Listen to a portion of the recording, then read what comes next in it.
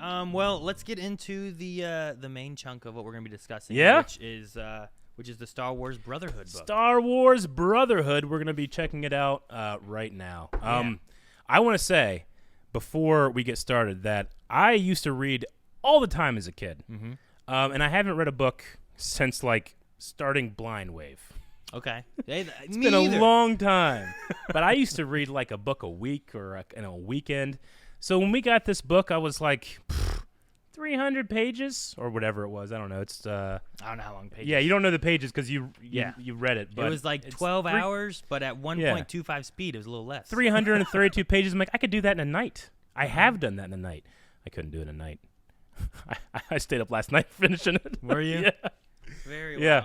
No, but I got it finished and I quite enjoyed. So, Star Wars Brotherhood, Aaron. Yeah, Star Wars Brotherhood. Obviously, especially if you look at the cover, it's focusing on Obi-Wan and Anakin, which actually the chapters are listed. It reminded me, and I've never read them, but I know that Game of Thrones does that chapter thing where it's like Arya Stark or Jaime Lannister. And like that's the title of the chapter because that's who it's like focused on. Sure. But yeah, we have Obi-Wan and Anakin is the main focus of this. And it's set in between Star Wars Episode 2. Barely set in between Star Wars Episode 2 and Episode 3, right? And the Clone Wars. And the Clone Wars. That's the thing. That's where I was going to pin it, is in between the Clone Wars and Episode 2. This is the secret first episode of Star Wars The Clone Wars, a way. It really is. It's what it felt like to me. It was one of the things I was thinking about, too, is like a thing that it really does really well for me is the transition from Episode 2 to the Clone Wars that I didn't think about, I guess, or I didn't think that I needed. Sure. So I really like that. A lot in that, and I was going to dive into that more later on too, because I had a few notes on like the transition of things that they show and what they talk about with that. So, but no, there's also some other character introductions that they have in it too with Roog, right? This is interesting. I read this book and Aaron listened to it. Yeah. So I have my cheat sheet here with all the names that I like. I don't want to say that. But I can say mine, and then you can say yours. I'm curious, yeah. So, like, yeah. So, I mean, you already said Roog, but I was going to say Rug. Rug? Rug Cornam. Yeah, Roog Cornam is how I heard it in the audiobook. That sounds so much better. Than Rug? Yeah, I was like, I love Rug, but Rug's name is Rug. Roog, yes. Okay. We also have another chapter named after a young Jedi. Yeah. Which, did you have the name for that one? Mil Alibeth. Mil Alibeth, yeah. Mil Alibeth. Yeah. There's not so much hint of the Ali, but Allah. Yeah. But yeah. And then I also had another one as a, not necessarily didn't have any chapters named after it, but was an important character. I feel like it was Roog's apprentice kind of thing, like a partner. Did you have that as a name? Kitar. Yeah. Yeah, Kitar. Yep. Yeah, that one. Yeah, that one was not too bad. What was weird for me was that I didn't know how they were spelled. Really? So like when I was like, wait, how do you spell Kitar? I imagine it was a Q. Gotcha. But it was with a K, and I was like, oh, okay, that's interesting. So no, that was fun. Okay. And then also one of the things I really liked in this too was another one of the main characters in this is like the first appearance of Asajj Ventress in the order with like the Clone Wars and everything. So yeah, we actually get to see Anakin and Obi-Wan meet Asajj Ventress in this. Now, granted, if you haven't read the book yet, I think you can listen in and enjoy it. But if you have, you'll know what I'm talking about. How long did it take you to realize that was Asajj Ventress? For me, it felt pretty immediate, but I was like the way the story was written, I was wondering if it was trying to keep it a little more mysterious. Sure, I don't think it took me too long. To know. I mean, I didn't pick up right away when you have like the Dooku thing being like, I will send my associate. I don't think he used associate, but I will send my someone. He didn't say apprentice either, though. No, he didn't. He said agent. Yeah, my agent. Yeah. So I will send my agent. Dooku's agent. I didn't think of it being Asajj Ventress then. Yeah. But later on, whenever she like showed up and stuff, I was like, oh, okay, I think I know who this is. And then as it went on more and more, I'm like, there we go. So no, it's a very interesting story because this is the beginning of the Clone Wars. In fact, it's really before the Clone Wars or even start really raging. Like really the Jedi in the beginning of the story aren't even officially real members of the military, right? Like they kind of like they're called generals, but it's not until much later in the story that they are actually brought in as true soldiers. Yeah. And that conflict, that feeling, like most of the Jedi are kind of step in line, but with Mil Alibeth, this Jedi youngling, really brings a forefront of like man, why was everybody just so cool with this? Yeah. Yeah, no, and I think that she's a really good perspective on like some of this stuff and what everyone's feeling and how like in this time period there is a I don't know what the word is I want to use, but they're pushing for Padawans to be pushed further into knighthood so that they can become soldiers and become commanders and stuff. So like they're trying to get these Jedi Padawans to be soldiers, and it's like there's other aspects that Jedi can be, and they're meant to be peacekeepers, but and peacekeepers, by definition, they have this feeling of like neutrality in a way. But neutrality being a pretty big theme in this book as well. Yeah. With Cato and Neimoidia being like the main set that we go to, and they're wanting to be a neutral system, right? I thought that was so cool, honestly, because when I think of neutrality, I think of Mandalore and the systems that Mandalore represents, which you do get to see a little tiny bit of Duchess Satine in here too. Oh yeah, which is cool. But I was honestly surprised how much they mentioned her. Me too. Like, this is great. I love this. Yeah, and she is part of my favorite part of the entire book, but we'll get into that later. But yeah, neutrality. The fact that they chose, or Mike Chen, we should say Mike Chen is the author of this book. This is his first Star Wars book. I don't know if you read the acknowledgement or the thing at the end. No, is really. If they didn't talk about the audiobook, I missed it. No, but actually, you know what? This is the best time probably to talk about it because I really enjoyed the book and I really liked his style, especially being the first book I've read in a while. But he has at the end here. Let me see. It's pretty decently long acknowledgments, but I like the last one because he's talking about struggling with. I kind of have I have different things that I'm doing, but now I have the chance. Like I could write a Star Wars book, specifically like he was a prequel fan, a prequel Star Wars book, and he says, finally, when my agent called with this offer, I hesitated because I was already under contract while dealing with my day job and our pandemic parenting difficulties. My wife, Mandy, pulled me aside and said, "Do it. We will find a way to make it work. I love you. I know." That's always good. Yeah, like I can imagine that feeling of like, do I do this? Like I have responsibilities, and then like the people you're responsible for, it's like you do it. Yeah, do this right now. So that was really, really, really cool. Those are like those ideas when you hear like an actor who was up for a role and got called for this or that, and was like, I don't know about that, and their kid's like, Dad, right, do that, you know, fucking be Dumbledore. Yeah, exactly. It's like, okay, I'll do that. All right. Oh yeah. Anyway, so what I was wanting to say was that I thought it was really cool that Mike Chen picked Cato and Neimoidia as the neutral system because I did what some of these characters accused the Republic of, as I've written off the entire species as like, well, they're the Trade Federation, and we know Lot Dodd, and we know Newt Gunray and Rune Hako and Dulce Dauphine, those characters that we see in the movies, and they're worms. Sure. And Qui-Gon Jinn, a Jedi I very much respect. He's like, these Federation types are cowards. Mm-hmm. And I applied that to the entire species, and I'm the problem. Yeah, a Jedi saying that, you know? No, that was one of my favorite things about the book is just the portrayal of Cato and Neimoidia and the Neimoidians. And, the culture. I love the culture. Right? Like, I thought it was really cool. Like, even the beginning when we're talking to I think is his name. Mm-hmm. Like, he doesn't necessarily seem bad. He's listening to Count Dooku and Palpatine and the Jedi and stuff, and they're trying to come to, like, an agreement. Yeah. But he doesn't seem like he's trying to sneak in something sinister or anything. Yeah. And it's like, this is different. And then you meet Rogue, actually, in, like, the first chapter or the prologue or whatever, and it's different having that being like a focus where it's like this person isn't trying to do anything bad. They're trying to be loyal and help their planet, and that's what they care about. And it was just, it felt so different rather than it being about money. It was about like people and safety and not wanting to be a part of the war. And I really enjoyed a lot of that. Mm-hmm. No, me too. It's interesting that again, you got to read it. So whenever the audiobook would do the dialogue for the Neimoidians, what did they sound like? I don't remember it having like an accent, like from the an accent that a lot of people weren't super happy with. Sure, yeah. Whenever that movie came out. Yeah.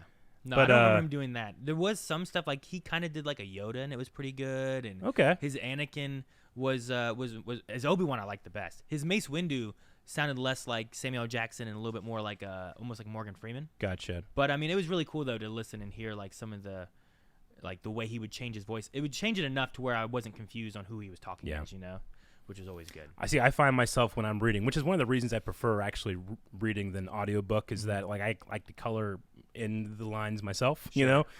But it took me a bit to stop doing that for Neimoidians because I kept like in my head would be like, we don't know that right now. It doesn't matter, you know. And I'm like, I don't think that's what they really want this person to sound like. But it got easier for Kitar. I should say that later down the line.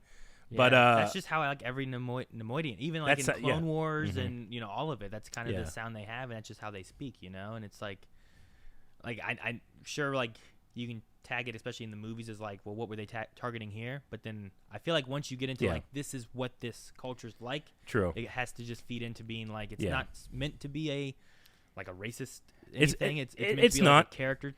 It's one of those things where it's like, so it's okay that all the bad guys have British accents, but like these guys can't have this accent or this accent or this accent. Sure. That's race, you know. So there's just things like that that are like still in me when I'm reading off the page. So, but I did find myself, as I grew to respect the characters and the race more, not doing that as I read. Yeah, especially Roog, which I think is really cool for like a species that I think a lot of people have written off as bad guys, being like, look at this a little bit more and look at it a little differently.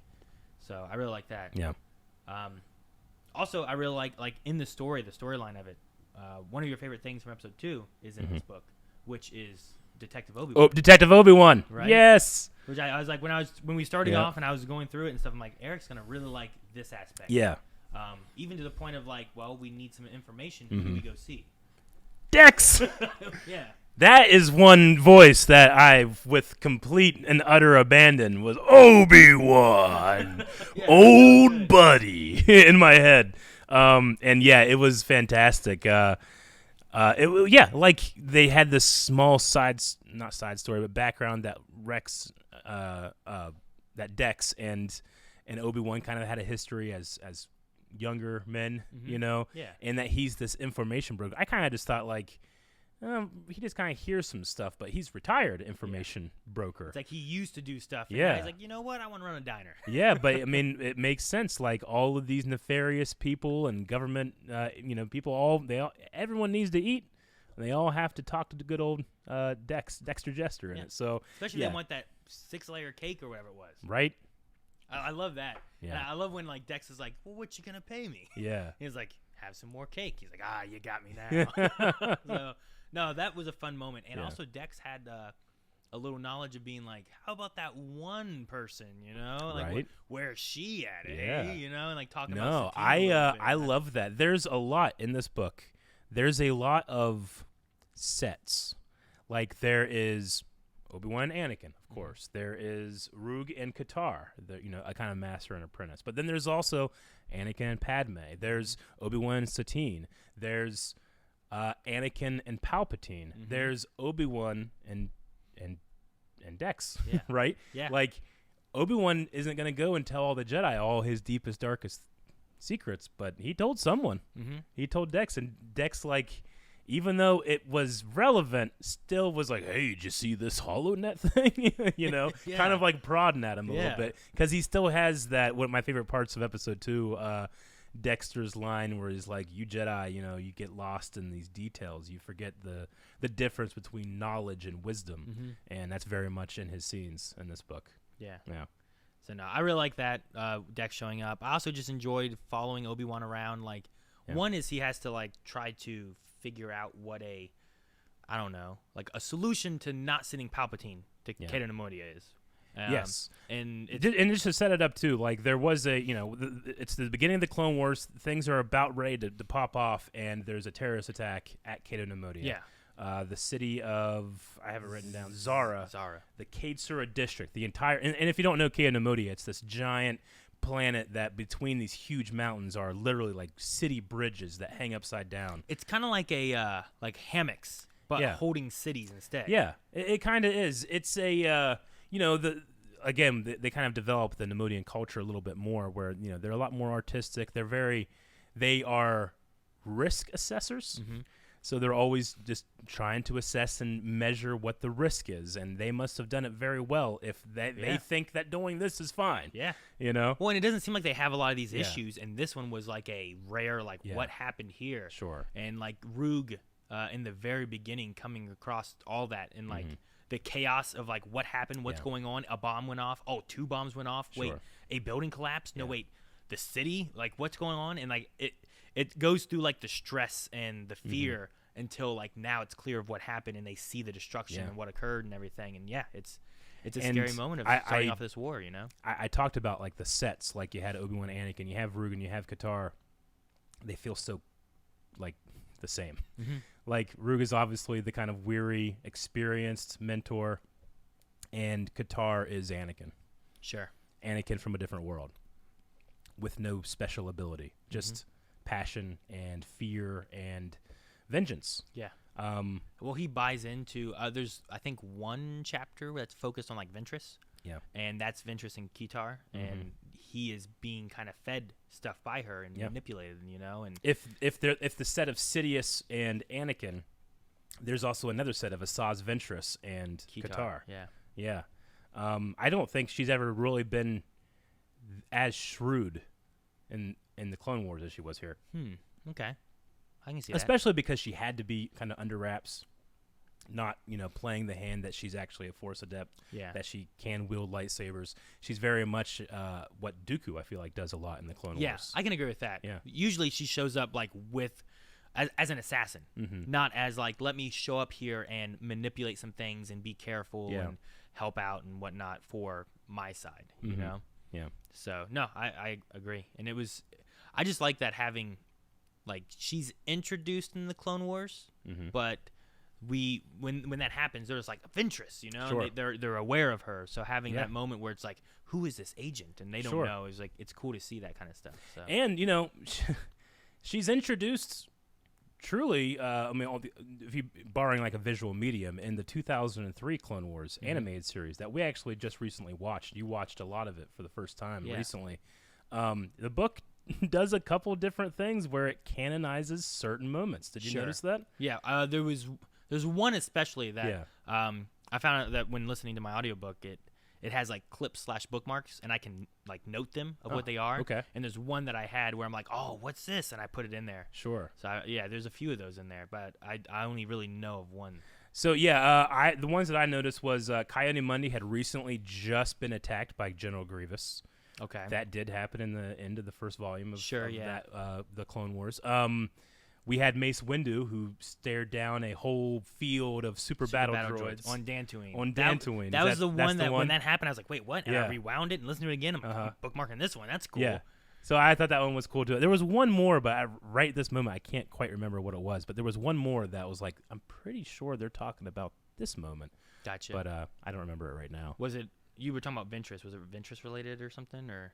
I didn't know if that's what sparked it. Well, it only sparked it just because, like, Ventress is kind of introduced to Dooku there. We don't get that, so there's no reason it didn't happen. But sure, there's a few things where I'm like, okay, well, I felt the Clone Wars were happening during those animations. But if you want to take like those stories, which are legends now, I guess, taking those, like, well, this could still happen, even if like they weren't part of the Grand Army yet or anything. So I thought that was really cool having and while it's the fun, Mace Windu one at least. While it's fun, you have those moments. Very clearly, the battle on Yavin 4 does not happen in canon now, right? Because Anakin and Ventress wouldn't have never met. No, this actually though her covers, like fan blade ship was. Yeah, that's what I think. Maybe it was the fan blade ship. Yeah, that's right. This one really kind of covers like their first kind of encounter and what that's like, as opposed to like the Yavin fight and whatnot. But I still thought it was really good. I will say, like, I don't know how most of Star Wars books are. This one doesn't have like a ton of like crazy action scenes or anything in it. No. But I thought that some of the stuff that it did do was really putting me in the headspace of these characters. And one of the things I actually kind of wanted to go finish before. No, I was just saying, like, one of the things, like, when I was thinking about like the transition from episode 2 to the Clone Wars. Yeah. It's like, well, what's it like? Not just the transition for like the universe going into an army and a war and all this stuff, right? But the idea of what's it like for Obi-Wan and Anakin to no longer be student and teacher, but to transition to being more like peers, right? Where it's like, whoa, wait, Anakin, you did what? Now I have to reprimand you. He's like, no, he's a peer. I should listen to him. Yeah. What does he have to say? And even like there's several times when Obi-Wan's like, well, my Padawan, my partner, you know, like my associate here, not my student. Like there's that idea, and I really enjoyed like seeing and hearing that kind of ideas for them. Like that's a transition for them, and also the for me the transition for Anakin, like when I was listening to it, and it may have been the way the guy did the voice for Anakin and stuff too, possibly, but I don't know if you had this while you were reading or anything, but I started off picturing him more of Hayden Christensen in episode 2.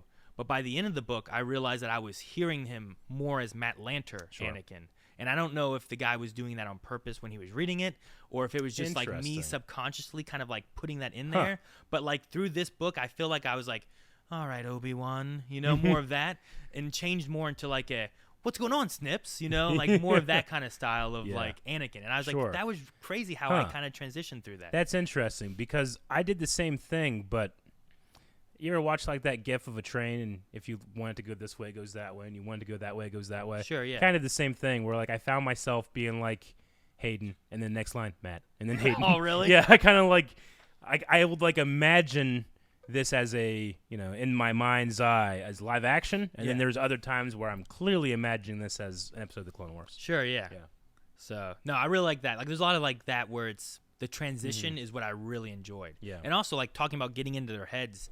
I never really noticed it until this one, which maybe I didn't think about it as much in the Ahsoka novel or whatnot when I went through that, but the feeling of what it's like internally using the Force. Like you don't get that as much in the movies and the shows and stuff, but like there's a few moments when like Obi-Wan's running and stuff, and he's like talking about how like exhausted he feels, but needing to pull on the Force to be able to make like a jump, or what his choices are and what he's gonna do, and like I'm already exhausted, but I could probably do this, or I take a gamble on this and I go this way and don't waste my energy and whatnot. And like just some of those elements, I'm like, I don't feel like I get that when I'm watching Obi-Wan be like, we got to jump, and then they just make a big jump, Yeah. I'm not sensing like, here's how it feels of what they have to pull on or how tired it really makes them or any of that. And I thought that was cool. It's definitely the strength of just the written word. Yeah. Being able to go anywhere you want to, but not necessarily see everything you want to see. Star Wars is such a visual and audible medium for me. Now, the audiobook probably had sound effects and they have some music. They have sound effects and stuff. Sure. Like I didn't have any of that. I'm just kind of building it in my head, which I really enjoy because I can kind of like embellish a lot with that. But it doesn't have John Williams, and it doesn't have those performances. It's one of those things where like I read Lord of the Rings before I watched Lord of the Rings, right? So I had in my mind's eye what characters looked like and sounded like. And then I watched Lord of the Rings, and now I can't go back to reading Lord of the Rings the same exact way. Sure, yeah. I have now you're putting in that music yourself, and you're seeing like... Yeah, I definitely do that. But I should say, like, I've never read a Star Wars book that had got me as, like, excited for what is happening as a movie or a television show has, whereas books get me so much more into a character's headspace. Yeah.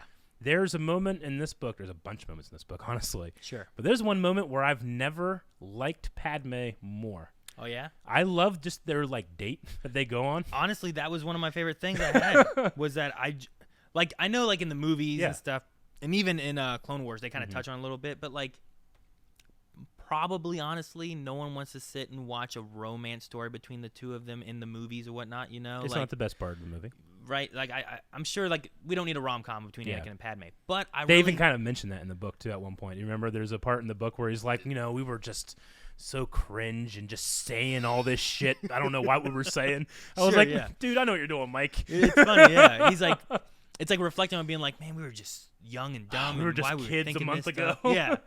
But no, I enjoyed their date and that aspect of it. I feel like too. I enjoyed it in the book where I wouldn't have enjoyed that like as a Clone Wars episode. You know what I mean? Yeah, I was in a fantastic headspace reading that, and I got kind of emotional, like how Anakin sees Padme, because they're not the same at all. He looks at the situation, he sees, how would I get out of this if I was in a dangerous situation? And and is it an amazing thing? I'm spending time with this beautiful woman who's my wife that I love, but she's looking at things and she's seeing, how can I help that person? How can I practically do something positive to help that person, or the person that person is connected with, or the person that person is employed by?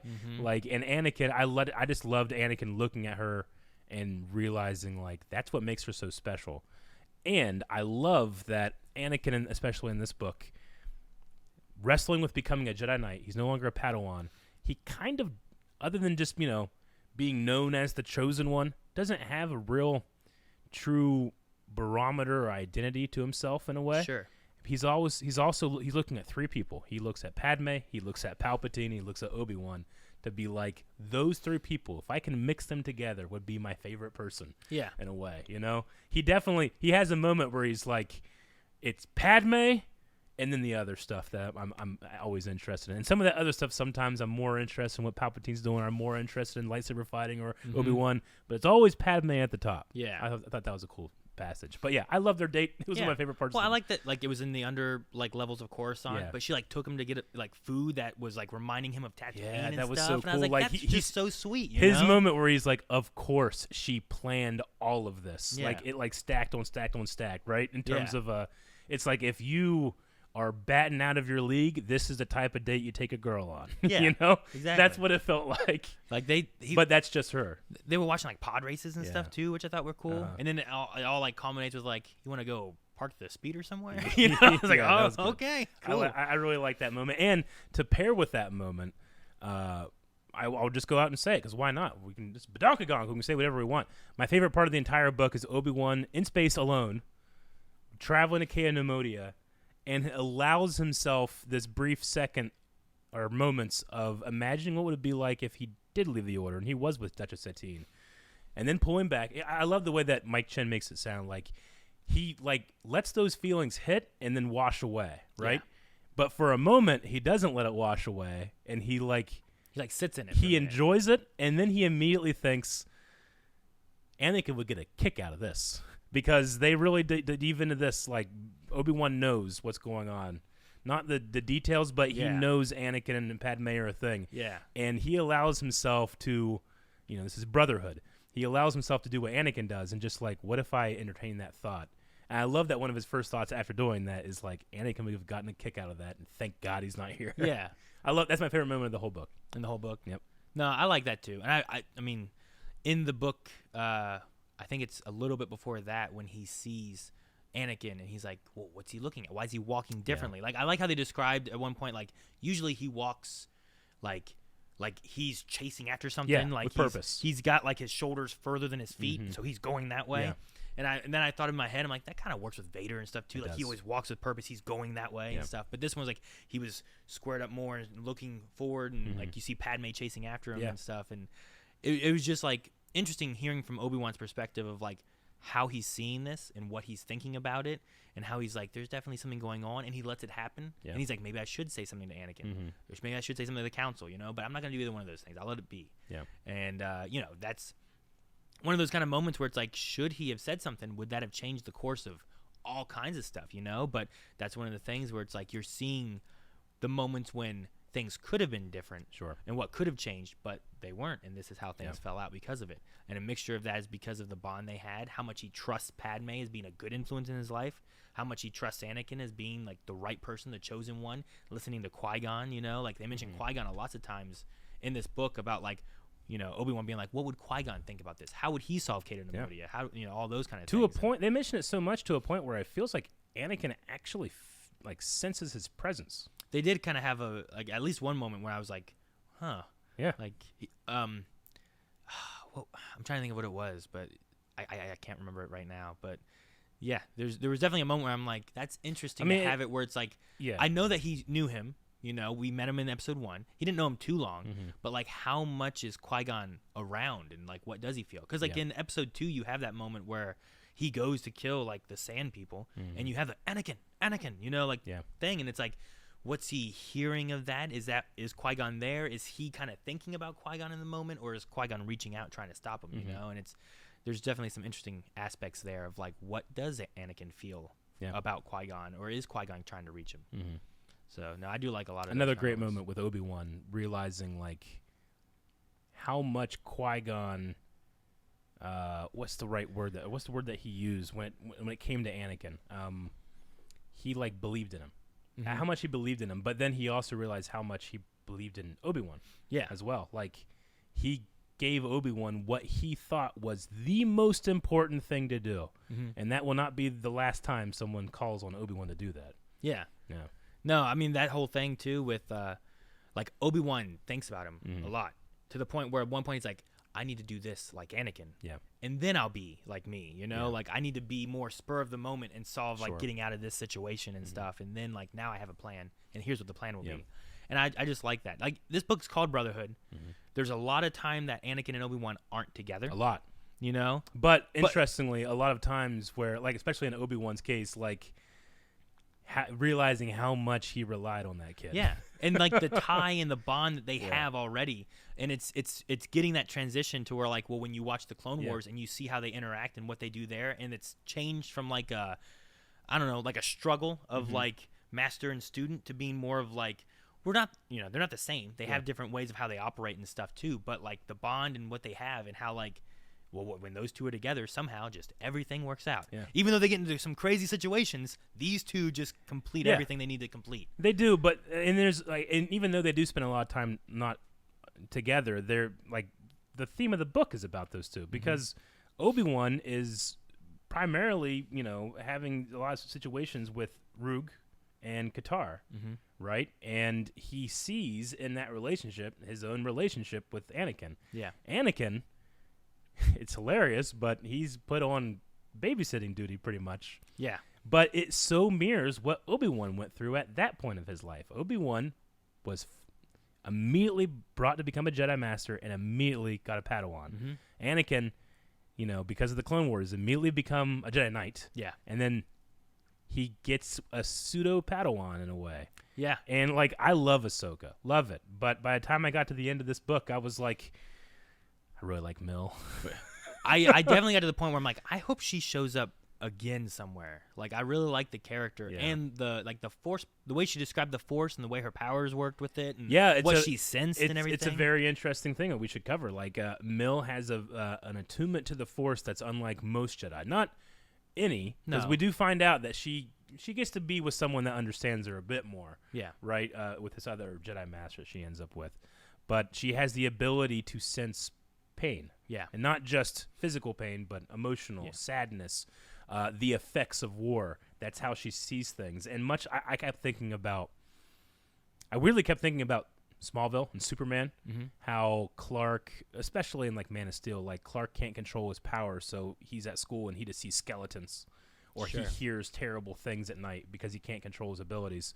Like, she was very much kind of like that. And I like that Anakin, who has his own special attunement to the Force, kind of grabbed onto that and almost didn't let go. Yeah. He knew a way of helping her, which I like too, because her powers were like emotion and feeling all that. Yeah. And I think the second chapter or something like that, when they're doing the knighthood, right? Yeah. Which I thought was cool to have a moment with the ceremony to be like, here's the knighting of Anakin that we go through. But when Mace Windu's talking, Anakin is thinking about how he sounds and does he seem to care there? Yeah. And do you think he really cares? He talks about having like a more attunement to emotions than Jedi typically have. Yeah. So I like that because he has that too. He's helping Mill, who is like very in tune with emotions, you know, and like that's like one of her main. And it's cool to have different fluctuations of power because we've had different Jedis where it's like, you know, how many Jedi can touch things like Quinlan and be able to see like history of that item and stuff, you know, like there have been special powers for individuals before. There's certain Jedi that are like a lot better at mind tricks than others. Yeah. So it's cool to have like, well, here's this young initiate. Like, she's not a Padawan. Like, she's like barely a youngling. They don't have sabers because they were supposed to go to the gathering, and she just kind of blew that all off, you know. And I just thought that there was some really cool like moments between Anakin and Mill of like, I can see why he would be good with a Padawan in the way that he's treating her, even though he doesn't want this at all, you know, and I really like that. Yeah, I thought it was interesting to have this young Padawan that's not excited for her lightsaber, that doesn't want to go on the gathering. And this was probably the biggest Easter egg of the entire book. But we saw Master, I think it's Huyang. You're going to bring that up, aren't you? You I know exactly what you're going to bring up. Good. No, Master Huyang. It's Professor Huyang. Professor, yes. Yeah. The ancient droid who arrived at the Jedi Temple in a blue box. Sure. And it wasn't until this when I saw that blue box, I'm like, what the fuck? Why were you telling me this, Mike Chen? is what I thought. It's great. And then I went 2 paragraphs down, and I thought, blue box. David Tennant. He just made a Doctor Who reference. It happened. I was listening. I was actually, in that moment, I was on the treadmill. Yeah. While I was listening to the book. And honestly, they were talking about him. And whenever he pronounced Professor Huyang, I was like, Professor Who? Oh my gosh. What? Really? And I was like, I never even, because the way he pronounced it, I never thought about it in Clone Wars. Did I know that? Is that a thing that I knew and then forgot? But Professor Huyang instead of Doctor Who. And I was like, that's fun. And then they said, they don't even know where he came from. There's talk that he came 1,000 years ago in a blue box. And I was like, oh my gosh, they're making more Who references. That's great. Yeah. And he's voiced by David Tennant in the Clone Wars. He is. Who played the 10th Doctor, for those who don't know. So I just, that whole moment there, I was like, I caught that too. And I was like, oh my gosh, what an Easter egg. Not even tied to Star Wars necessarily. But I never even thought about Professor Who. Me either. And I was like, that's fun. I like that. No. Now I feel like an idiot, and Badonkagong should take over. So I just thought that would be really fun. Yeah, you can take over reading. Well, maybe he can read the next book that we're going to be doing. We're going to be announcing another book later, too. Sure, yeah. Which actually, the next book that we want to do, we're talking about doing a poll between 2 books. You just want to start that poll now? We could start the poll now. Before we get back into Brotherhood, we're going to be talking about 2 possible books that we're going to be having. And you, the live Twitch viewer, is going to decide right now. So if you're watching this later, you got to make sure you get here live because you're going to be able to do it. So, Aaron, we have 2 books that they can vote on. So which book should we cover? One of the books is I believe the first, at least released, of the High Republic era, which is called Light of the Jedi. Light of the Jedi, yep. Which we've talked about, getting into some. I've been wanting to get into the High Republic so much. And I haven't done anything with those yet, so it'd be interesting to dive into that. The other one, though, and it's been mentioned to me by a few people and stuff, is Dark Disciple. Dark Disciple. Which is I don't really know too much. I've seen the cover, so I know of 2 characters involved in the book. But other than that, I don't know what else it really covers. So I think that would be a fun one to do as well. As the time of recording right now, we still have 1 episode of Kenobi, the Disney Plus show, to watch. But when a character was referenced, I was like, crap, I got to read Dark Disciple. Yeah, sure. Though I know some basic stuff about it, but not too much. Yeah. So, we have those 2 that literally the Twitch audience is going to be putting in a poll right now. We're going to be finding out later in the show which one won. But for now, let's get back to Brotherhood. Yeah, if you've read them already, let us know which one and vote there. And if you haven't, pick which one you'd rather read first. So, no. There's just that whole Professor Hu Yang. That was one of my. That's a pretty good one. I had a whole section that was Easter eggs that I caught or canon tie-ins and stuff. And that was one that was it's not really anything important to Star Wars. Yeah. But it was just a fun Easter egg that tossed in there. I'll tell you one of mine that I really enjoyed was one of my favorite Star Wars book of all time is the novelization of Revenge of the Sith. Okay. I think it's a fantastic novelization. I'm not sure what all that's extra in there is still deemed canon or anything like that. I'm not really sure of the specifics, but I think it's Matthew Stover that did that. But he mentions the Star Dragon inside Anakin's heart. Yeah, Sun Dragon. Sun Dragon. The Sun Dragon. Yes, he mentions this dragon, and it's done so well there. And I was like, okay, one, that's either the craziest parallel thinking I've ever seen when Mike Chen wrote this book, or 2, is he directly referencing that? And it was a thing that he's directly referencing that literary device from the Revenge of the Sith. I did see, I think it was a tweet from Mike Chen when I was I was looking at something, and when I was looking through stuff, I found Mike Chen talking about stuff, and I was because I don't know anything about the author or what else he's done. Sure. And one of the tweets that he had been involved with he has a lot of tie-ins to some different things. Okay. And they're not just movie prequel tie-in things either. So I'm sure he probably did read that's one of the prequel books, but I'm sure it's that's one of the things he pulled from. I absolutely love that, and whenever that started happening, it it made me excited, but also like the passages from that book when that stuff happens is very emotional for me. So like it didn't quite get to any of the levels that book pushed me to, but just referencing it was like this sleeping dormant dragon. Sure. And I love that it tied in with this story about what Shmi Skywalker would tell Anakin, and he shared that with with Padme, like the closest person in his life, and him sharing that with this youngling was so profound for me. Yeah, like he truly cares about this girl. I thought that was fantastic, which is great. I love seeing Anakin care so much, and it's so sad to like push where it goes in the future too. But I really enjoyed it. It really is, because like one thing I was thinking about, I was kind of like, this is a weird direction to take Anakin. I thought like he's gonna be like babysitting, and then Mill ends up going on his mission with him, or unsanctioned mission, as Anakin is wont to do. But it really got me thinking of like what this was doing to Anakin, because he's just like Obi-Wan. He becomes a Jedi Knight, and immediately responsibility is given to him, a lot of it, and that includes the next generation, right? So he has a hard time with all these kids, and the young ones, Master Skywalker, and they're tugging on his on his coat, and then he develops playing with lightsabers. I know, and shit. exactly. Put that down. He's it's like dangerous, kicking him, trying to get and then he gets close with Mill. He gets very close with Mill, and then she, spoilers, but she leaves. She wants to leave. She doesn't want to be a Jedi Knight at the end of this. Well, I like how she's confronted with like, they all want lightsabers and they want to fight in this war, and I don't want that. That's not what Jedi should be. Yeah, she's like, there's a higher meaning of what we're supposed to do. I'm sorry, aren't we peacekeepers? Why do we need swords? Yeah, I get it, but what I was just saying, I like the evolution of Anakin goes from a child to a man very quickly, to a responsible man, to a guardian for this young girl, losing her, and then what does Yoda say at the end of the Clone Wars movie? Right, like they give Anakin a Padawan. I'm supposed to be Obi-Wan's Padawan, but no, Yoda said I'm Anakin's Padawan, and Yoda says, the challenge here isn't to train this kid; it's to let this kid go. Yeah, because he's already had to kind of see this girl go that he was proud of, yes, but sad as well.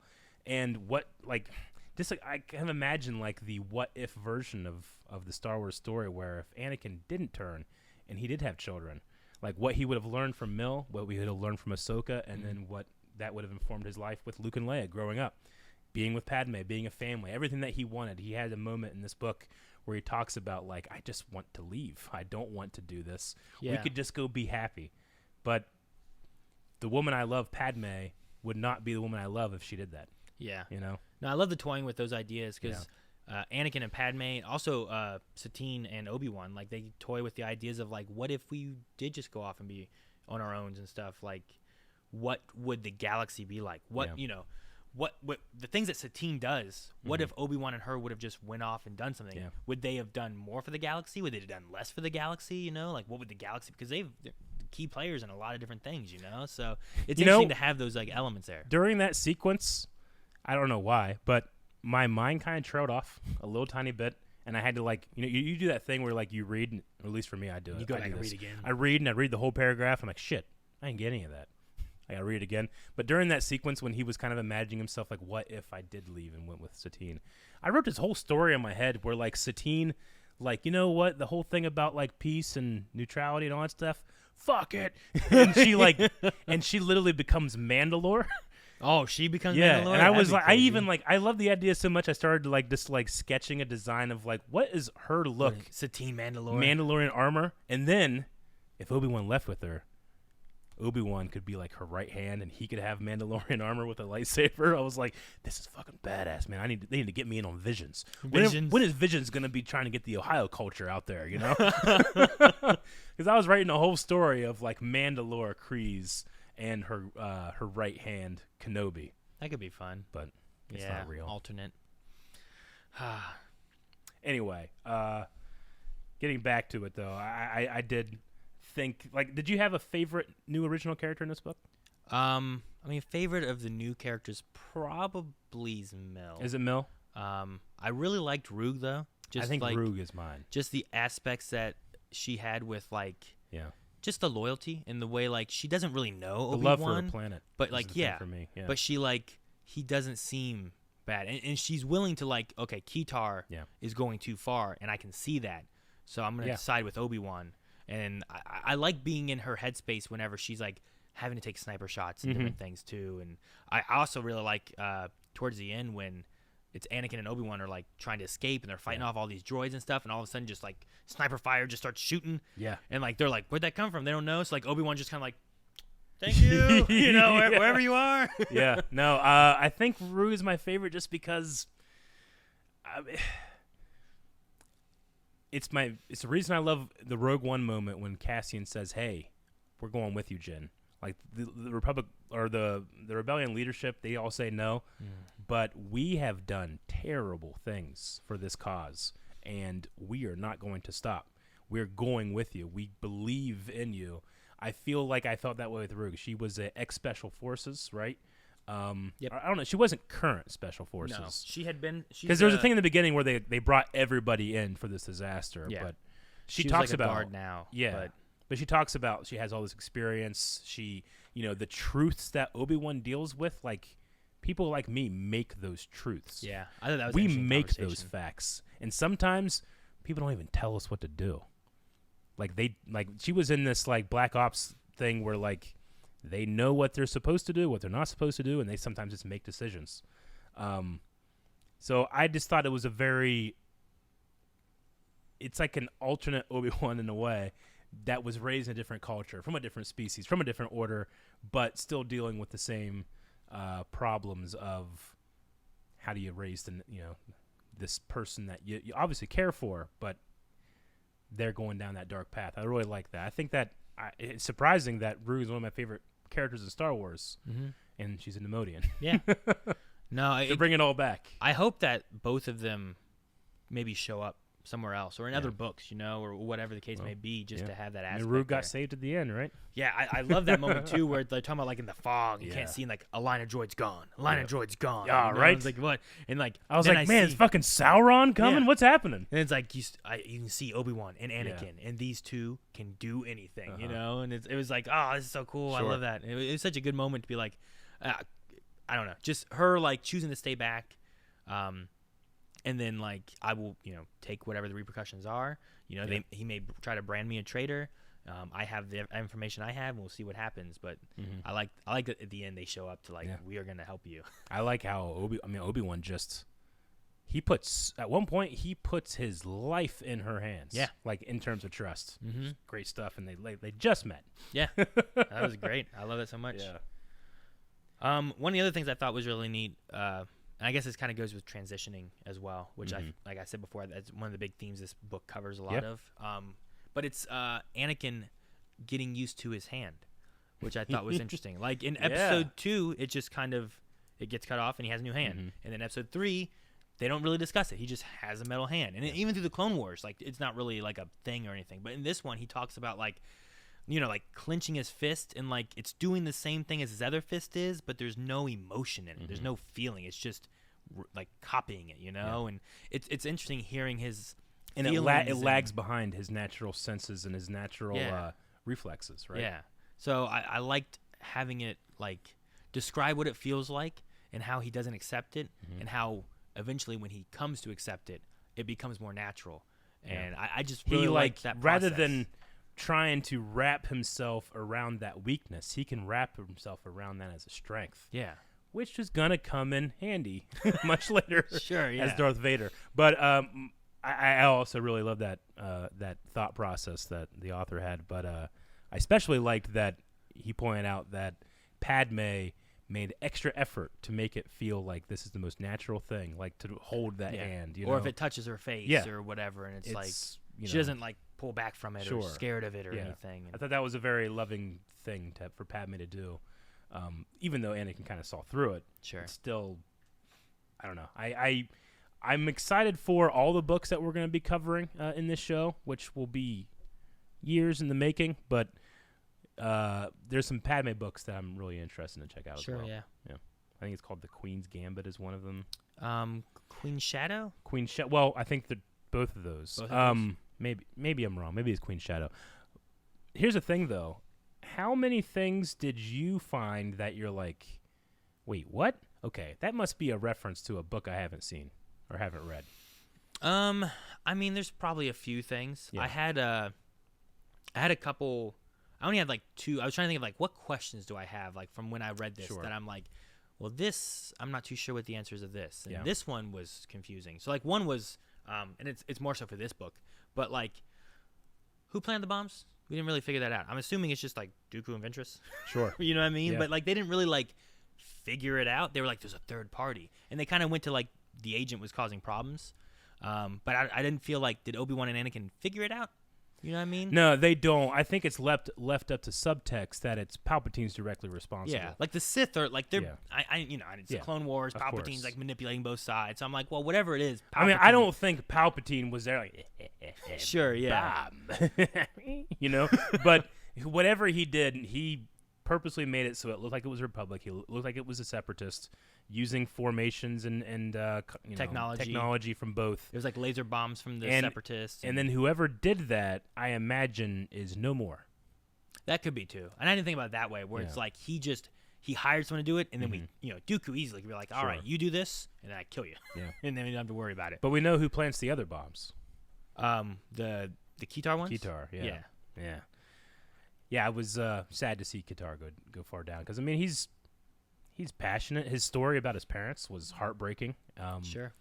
I quite like that Obi-Wan's first like the negotiator negotiation fails, but the Jedi see it as a victory. They at least see it as like this guy deserves this seat.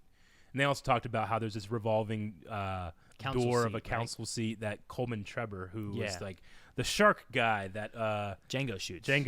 Yeah, at Geonosis. Mm-hmm. So they've been filtering in, but Obi-Wan earns his seat. Yeah, with that I like failed negotiation. Because that wasn't a thing really that was discussed either. You just come into episode 3 and he's a member, and I guess even in the Clone Wars, he's just he's a member of it. So I didn't realize that they had like, well, let's try a few people out and see if they work. Yeah. And then there's like, well, good job on there, and we're gonna move on, So, but no, one of the other things I had that was kind of a question was during the gathering stuff with Mill, right? When they were leaving, there was a clone named Sister, and I thought that was interesting, and I was more curious on that a little bit. I'm like, wait, her name's Sister, or his name's Sister, or I was like, what? So I don't know what that is. So like that one could be already established because I don't know who that character is. When I found that, I thought like, whoa, is that like for real what I'm seeing? Is this a trans? Is it supposed to be like a trans clone? I had to go look it up. Okay. And yes, this is apparently it's in a different book as well. This is a reference to something that happened in a different book as well. Okay. But Sister is a trans clone. I thought it was a really cool. They mentioned the color that she has on her armor is colors from the trans flag. Okay, that's okay. That makes more sense then. Yeah. But yeah, whenever it happened, I was like, huh. Yeah. I wonder what that means, because usually like sometimes they have meaning to what their names are, either by like their actions or like fives just had a bunch of fives in there and whatnot. But I was like, why is this clone called Sister, and what's the story of this clone? And that was one. No, of the ones I thought it was really cool, and I mean, especially the subtext of like the other clones don't care. Like, okay, yeah, you're not brother, you're sister. Yeah, that was really cool. Yeah. So yeah, that was one of the ones I had. I'll be more curious, I guess, when we get to wherever that's from. Yeah. That maybe we get to learn a little bit more about that clone, that character and stuff. But but that was when I was sitting back and I was like, what questions do I have about this book? I was like, well, who planted the bombs? That was one. I was like, I'm assuming it's just you tie it to the Sith, and that's just the answer, And then the other one I had was about the sister and stuff. But for the most part, otherwise, like I don't think I had too many other things. Like we had a small cameo by Quinlan. Very small, yeah. And I was like, oh, and as soon as it happened, I was thinking about Obi-Wan Kenobi and stuff, and I was like, oh, Quinlan showed up in that, and like all these ties to Quinlan and whatnot. But there's a few other like little like Easter egg canon moments and stuff that I was like, well, these are kind of cool and stuff. But I didn't catch anyone else where I was like, who's that? What's this? Okay, one? So I did catch one. I don't know if you remember. They had a mention that Anakin, after, I think it was right after he sees Padme and she touches So you did see this one? Yeah. I heard this one when I was listening. I was like, wait a minute. Oh, okay. I know this name. Yeah. All right. So he goes and sees Jero Tapal and his red-headed Padawan. Yeah. So when I Cal heard Kestis from Jedi Fallen Order. Name, I heard the name Jaro, and I was like, Jaro. I was like, I know that name. Yeah. So I like Googled it. I Googled it real quick, and I was like, oh. Yeah, it doesn't say like Lasat or big giant purple dude. No. It says Jaro, and I'm like, Jaro Tapal. I know who that is. Yeah. So no, I thought that was really cool too. Of like, actually, it was one of my notes that I went back to, and I listened to it again to make sure I heard it right. But it's just a fun little like Easter egg of being like, hey, this little red-haired youngling, who you think that's gonna be? You know, and it's like, well, that's cool. Cal may have been there in the moment next to Anakin, you know, so that was cool. And then maybe Cal can show up in some other stuff, or Tales of the Jedi, or whatever the case may be. Sure. So it was a cool moment there. Survivor. That's the sequel coming out. The sequel coming out that we have all these questions about. Yeah. No, I like that one too. I enjoyed the. We were talking about earlier about the Anakin like babysitting kids and stuff like that too, and I was like, I like that he has to do the gathering, and I pictured it kind of like how in the Clone Wars Ahsoka had to help these younglings to find their kyber crystals, and kind of ran it with Yoda because it's like a 2-man thing, and Anakin was there with someone. I didn't recognize that name. I don't think. I think there's another like Jedi there with him. But I was like, it's cool. Like he's progressing past the point where like they're like, now you're gonna help the next generation of like Jedi and stuff. And so I like that because like he does it, Ahsoka does it. I was like, I just picture like every time a Jedi gets to a certain point, you go help younglings find new Padawan crystals, specifically. Yeah. Maybe just a little less scary than the Grand Master of the Jedi Order, Yoda. You name up a lot of things that are really fun. My favorite thing about this book, really ties in with Star Wars Episode 3, which is not necessarily anything specific. Okay. But it's just the fact of what this story is. Do you remember in Episode 3, we have Coruscant battle. We have to save Palpatine from Dooku and all that kind of stuff. We get back. It's like, you go talk to the media, basically, right? Your glorious day with the politicians. Yeah. During that conversation, and I thought about this afterwards too. Of like when I guess it was in the middle of reading it too. But they had that line about like save. You have to think of a way to pay me back for saving you for the 10th time. For the 10th time, ninth time. That business on Cato Neimoidia doesn't count. And I was like, oh my gosh, are they referencing this book of what happens? Because I thought it was so funny to have the moment of like, Obi-Wan's trying to escape from everything that's going on. He's like, I got a plan of what I'm going to do. He's got a plan. He's got a hell of a plan. He's like, wait, what's that? And Anakin just like shows up. He's like, what are you doing? He's like, I'm here to save you. It's like, I had a plan. I was fine. He literally says, this doesn't count. Yeah, he says it right there. And I think that might have been the moment when I thought about that. I'm like, this doesn't count. No, the entire time I kept thinking, like, is it going to be that? But then I guess Anakin kind of bailed him out in Cato Neimoidia, like the Season 7 of the Clone Wars. There's that, bridge sequence. Sure. I guess you could say that's the one that doesn't count. Yeah. But no, this one, straight up, Obi-Wan was going to be, like, not fine, but, like his lightsaber was right there. Anakin jumped in front of him. And the lightsaber hit him. It like singed him. And it fell to the ground. Like it was gonna be this epic, like, oh my god, look at this. And they just like bumped into each other and dropped shit. Yeah. It was really funny. No. So like I really like that how it was like Anakin's like, well, I saved you. I showed up, you were needing help. He's like, no, I had a plan and you came in and you messed it all up. And it's like that's where that line from that. And I was like, that's fun to have, like, if that's what they're doing is they're taking like, hey, remember this line? Here's what they're referring to. I had a lot of fun with that in my mind now of like that's what they mean. Some of the most classic Star Wars books and comics come from, like, I mean, hell, Obi-Wan saying, like, oh, your father fought in the Clone Wars. And as kids, we're like, what? The what? What are those? And now we get to see, so. Yep. And then what else did I have here was with we already talked about the Jedis becoming generals by the end, right? We did, yeah. So I thought that was an interesting thing, too, where it's like, They're there with the war, and like talking about Mace being on Dantooine. I thought it was interesting that it wasn't initially done, and I never really thought about the Republic probably would have had to sign an order, or, do something to be like they're gonna lead our army. It just kind of like was a thing that it's a literal act. I know Jedis do this, so I assume it just happens. I didn't like think a law about they have to pass. Yeah. So I thought I like in the that. very end when they're like, they will be generals and, Padawans will be commanders and talking And about it's in that moment they'll actually be given armor. Yeah.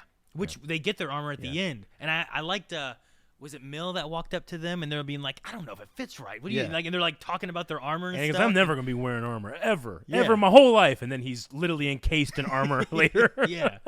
So I did really like that and them getting like their armor and their stuff with that. And it was just some cool like little ties and whatnot to it. But I think I have a couple more things that I thought were neat for Easter eggs or canon tie-ins. We're going to get into those, and then we'll try to get into some questions before we get too late. Yeah, I think it'd be good to get, especially for Brotherhood, and then maybe for like some other stuff. So if you guys have any questions for Brotherhood, we'll look at those here in a few and talk about some of that stuff real quick. We'll be revealing the winner of the poll so that everybody can do their homework for next time. Yes.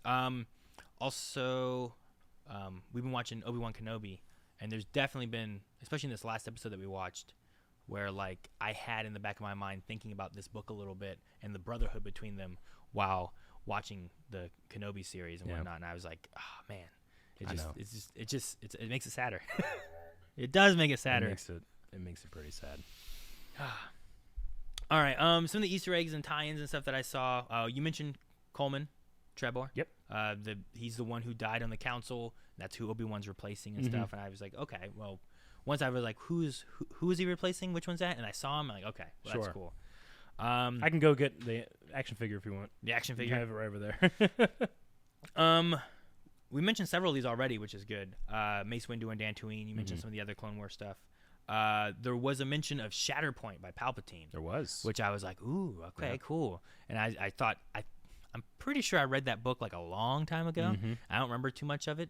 But I just thought it was a neat thing to like pull from because I don't feel like you hear about it too often. You don't. I mean, it's kind of alluded that Mace has that ability, which is much like how Mill can sense pain. She can then turn that into a way of tracking people, or finding safe routes, and then finding ways to triage pain, right, and help it. Mace with Shatterpoint. It's not just like he can go up to this book and find the weak integrity spot, hit it, and it breaks. He can do that with strategy. He can do that with emotions. He can do that with people. And obviously, in the Clone Wars, he does it with like a tank, and he breaks open the thing. But yeah, it's still canon that he has that ability. But to be straight up called out by Palpatine about it is cool.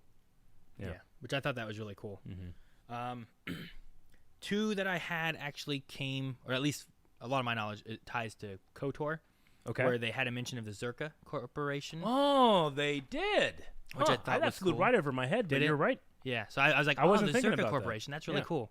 Another one was like there was like a modified like HK droid at one point in it, and I was like, oh, an HK droid. Okay, that's kind of cool. And I just thought about KOTOR because you have HK there, and he's like, meat bag, and I was like, oh, that was the first thing I went in my head. Revan's droid, yeah. We had some HK droids. They didn't look like HK-47 or HK-50 or anything, but we had some HK droids in The Mandalorian whenever the Ahsoka, the Jedi. There were some droids in there, and apparently they're HK droids, hunter-killer droids, but they're far and away different. Very different. So maybe these ones are more related to those than they are. That could be 40,000 years ago. Because like this just kind of talked about it as being like 4,000 years ago. Sorry, like being a modified HK, and so I don't know exactly what it looked like, but I was picturing like HK-47 or something. So and that's the strength of a book. You can picture that. Picture how you want. Yeah. You know what's really funny is I really like to, because I'm decent at knowing most of the species in Star Wars. So whenever it says there's a Corran or a Bith, a Corran, Bith, like the average Star Wars fan might not know the exact name of the alien, but I can usually pick it up. But there's times where I'm like, this youngling is a blah, and I'm like, oh, what is that one? I look it up, and the only Wikipedia entry is that a blah was mentioned in Brotherhood, and there's no picture or anything. I'm like, damn it, what is it? But I'm almost kind of proud, like, well, at least like all the ones that I had to do that were new, and they don't have like an established look to them. Sure. Yeah. There was one thing you're talking about, like species and stuff, and you're saying about younglings. Like Mill was Zabrak. Zabrak, yeah. And there was what was the line? There was something that they referred to where it was something like feeling it in like both her hearts or something like that. 2 hearts. And I was like, I didn't know Zabraks had 2 hearts. I guess so. That was a new alien species thing that I learned in this one, where I'm like, okay, well, I guess I guess that's a thing. I just picture them as like just a human, but with horns on their head. And then there was also one part where Asajj Ventress is like, a Zabrak girl, huh? Like, I have close dealings with Zabraks. Yeah. Not really, she didn't want to talk about how her species, like, enslaved Zabrak males. Sure. Yeah. And then the last one that we haven't talked about that Okay. I had was actually, I think it's when Anakin sees Padme and when Obi-Wan's watching them. Actually, right before Jaro, they interact. But the person with her was like Panaka, which was like Captain Panaka's like wife, I think. I looked up the name. Oh yeah, you're right. There was a Panaka I didn't know. There was a Panaka there, and I was trying to like find her name and stuff, and I believe she was the wife of Captain Panaka. Interesting. And I was like, well, that's kind of neat. So I just thought that it's a neat little tie to some prequel stuff, and she wasn't really a big part of it, but she was dropped there as being like with Padme when they were walking around to do some political stuff and whatnot. So I like Panaka, but due to studying for trivia, I dive deep into Panaka, not realizing that there are canon stories of what happens after the Republic becomes the Empire, and he's pretty into the Empire. Oh, really? Yeah. Yep. Interesting. He's like an Imperial officer. I didn't know that. Yeah. So. Wow. Yeah. Old Corsi. Well, those were a few of the little ties to things, and I'm sure there's tons of things that I missed from books or comics or probably even movies and stuff that I just didn't catch. But those are things like whenever like I heard something like that, and sometimes I would pause and like Google like the name and like and I'd bookmark it and like okay, let me mark this here so I don't forget. Yeah, me too. I think it was a fun experience getting back into Star Wars reading. I think it was a good jumping in point just because it is a very familiar setting. It's extremely relevant right now with having Anakin and Obi-Wan on screen in like what we just saw in Kenobi is like probably a couple months after or before this, right? Is probably what happened.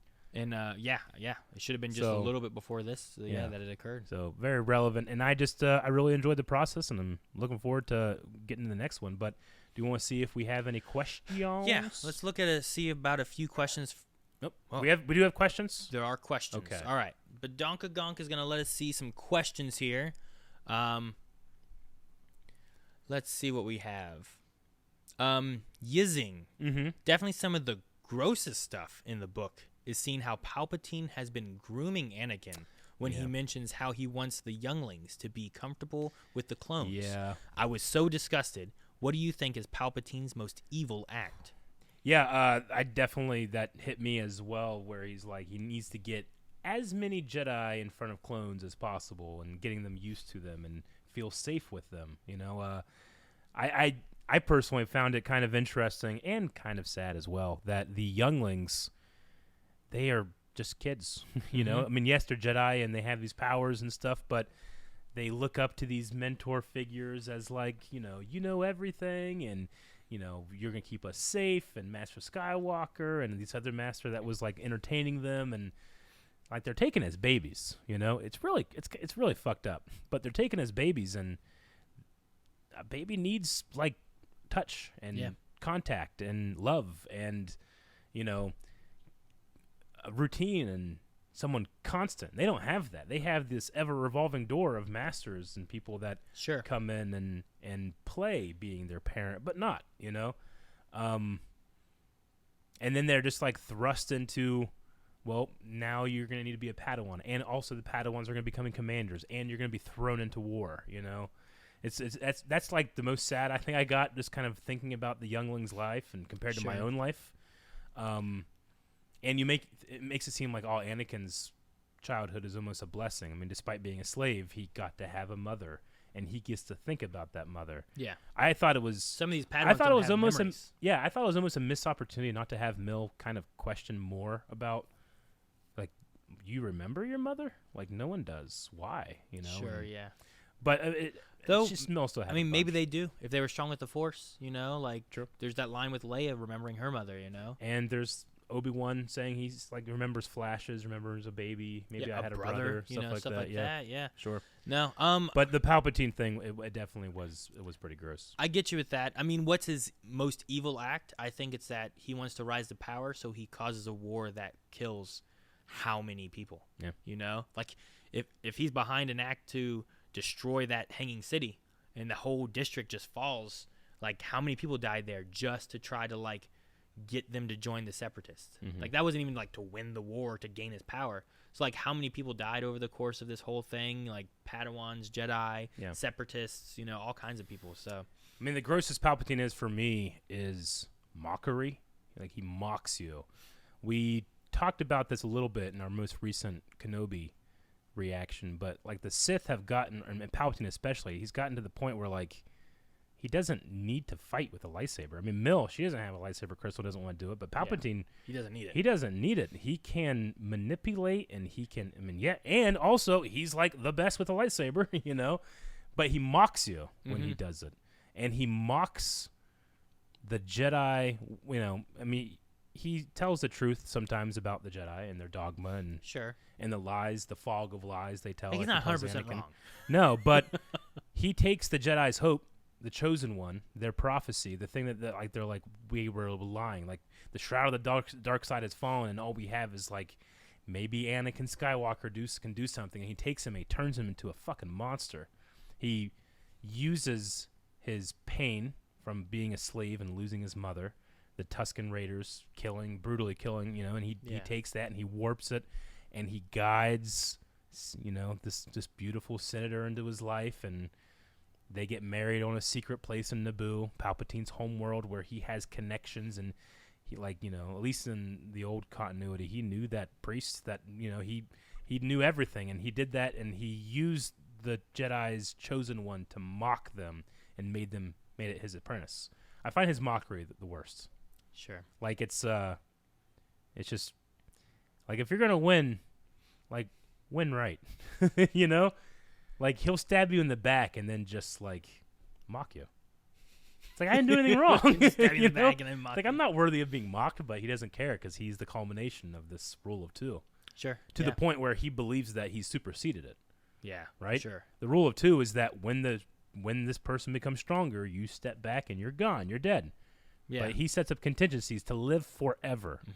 So he mocks the Sith in that regard, too. And as opposed to, like, what I don't know, the rule of two may not necessarily, there's a lot of generations of that happening, like, going on, but, like, he has, like, how many, like, pseudo apprentices, or he's, like, setting up for apprentices at one time, right? Where it's like, well, I don't know what the transition between, like, Dooku and Maul was. Sure. But then he's also working on Anakin while he has Dooku, and then he gets Anakin to that point where he kills Dooku, and now you're the apprentice. It's not just like he's not like teaching his apprentice to surpass him. And and then his prize apprentice gets burnt, and he's like, well, I'll just turn him into a Frankenstein monster. And then the chosen one has a kid, Luke. Another Anakin. Yeah, I'll do the same thing. We can turn him. Yeah, take your father's place. Not only am I gonna do that and mock Vader, but I'm gonna make him do it. Like, Vader wants it. That's how much he's my puppet. Yep. Yeah. Crazy. All right, what else we got? Let's see. We have Andoniba says, did you get the Master Mill is assigned to at the end? Rig Nima is the doctor that treats Yoda in the episode Visions of Season 6 in the Clone Wars. In the Lost Missions. I did not get that. I can't, in my mind, picture Rig Nima, so I'm going to look it up. Is this when he was sick and he's like, use your help I will to escape? You know, good at defying the council you are. Yes. Yeah, that whole thing, right? Okay. No, I didn't realize that. I guess I didn't think about that person being a Jedi Master either. Okay, yeah, I immediately remember this character. That's Rig Nima. Oh, so okay. I did not know that. I have not diligently studied Clone Wars, and I did not make that connection. That's really cool that she'll end up being what's effectively a doctor for the Jedi. Yeah, so that's really cool. Yeah. Darkwing 009, what were your thoughts on Anakin being a pod racer fanboy still? I kind of like that he still watched illegal streams myself, even though I don't condone illegal streaming, of course.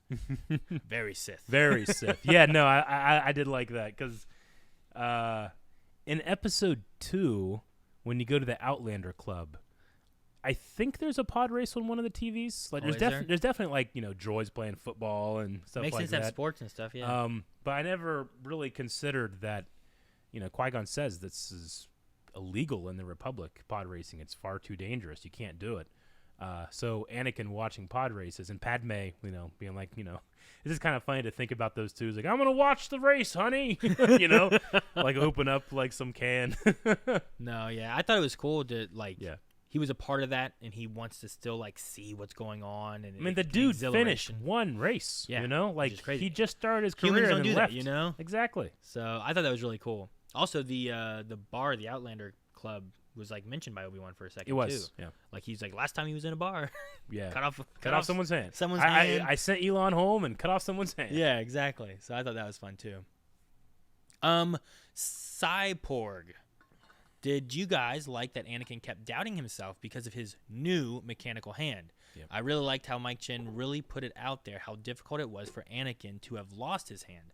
No, that's one of my favorite parts, I think, is that him getting used to that hand and like, yeah, I feel like you would doubt yourself, right? Mm-hmm. Like that's going to be a big change. And like if I really lost my hand, like one, I'm not going to be able to just have a mechanical hand like that. Mm-hmm. I'm sure that's much better than like what we have nowadays, but it's definitely got to be a thing. It was like, can I still do the stuff I did before? And like, am I going to be capable of this? And I liked that and how much we were in his mind of the struggle that he was having, trying to get it to cooperate like it was a part of him until he finally learns like, it's not that the arm needs to, attune and accept all the actual flesh and nerves and all that stuff. Yeah. It's that myself, I need to accept that my hand is a part of me and utilize it as if it is, rather than fighting it. And I really enjoyed that. So I was glad he dove into that.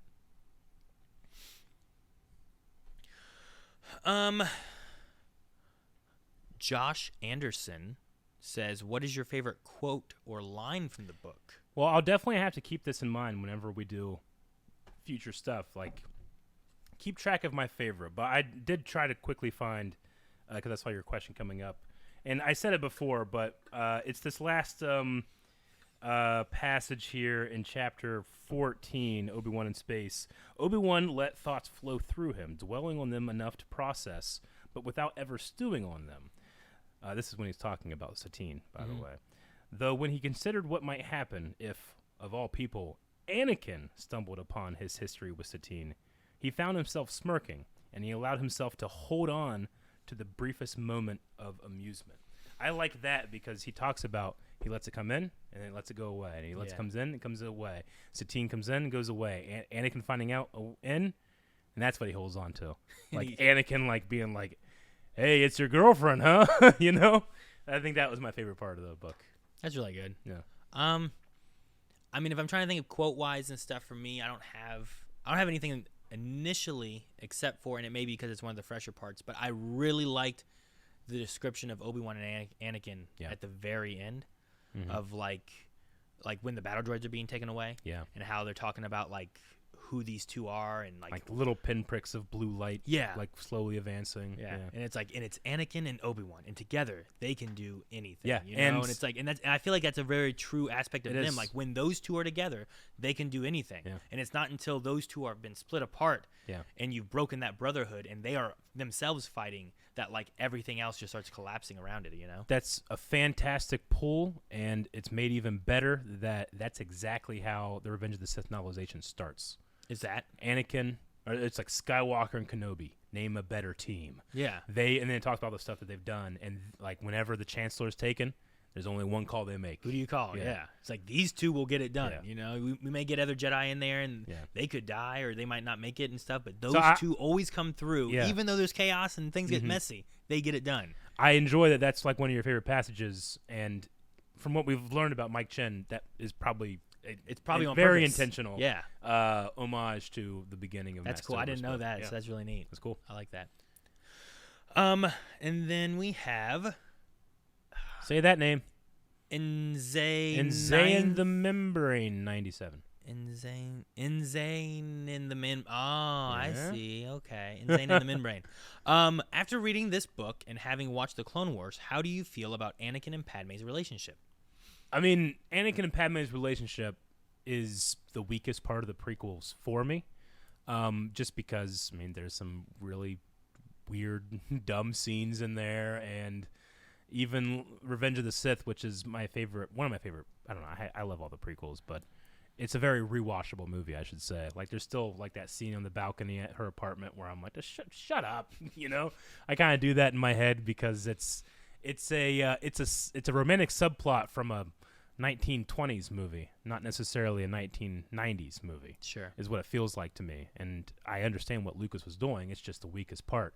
So anytime I get any real emotion in there, it always is enhanced to me. And this one, especially their date, I really enjoyed. Yeah, I like that moment too. Like when they're in front of her, they talk about how like she reaches up to grab where his Padawan braid isn't.